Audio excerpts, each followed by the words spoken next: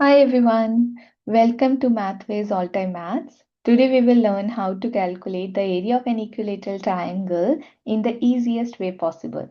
By the end of the video, you will be able to solve any problem related to equilateral triangles quickly. Now you can see on the screen the equilateral triangles. Equilateral triangle has all the three sides equal and all the angles are equals to 60 degree.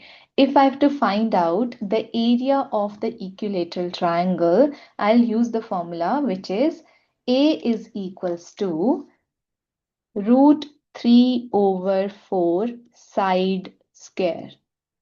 So in the question number 1, the side is given equals to 8 centimeter. I have to put the value in the formula and then we will calculate the area of this equilateral triangle. A is equals to root 3 over 4. In place of side, I will put the value here 8 square. Now since 8 square means I have to multiply 8 2 times.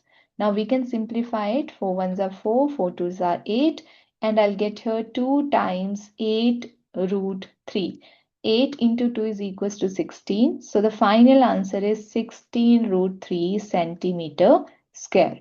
Similarly, for question number 2, area would be equals to root 3 over 4 12 square because the side is equals to 12. So we'll write down here root 3 by 4 into 12 into 12. I can simplify it again. I'll get here 3.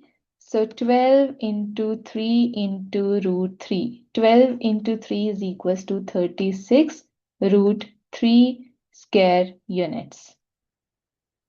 So that is all about the video. Now you know how to find out the area of an equilateral triangle step by step. If you found this video helpful, hit the like button, share it with your friends and subscribe to my channel for more easy and fun math tutorials. Do not forget to click the bell icon so you never miss a video. Thanks for watching and keep enjoying maths.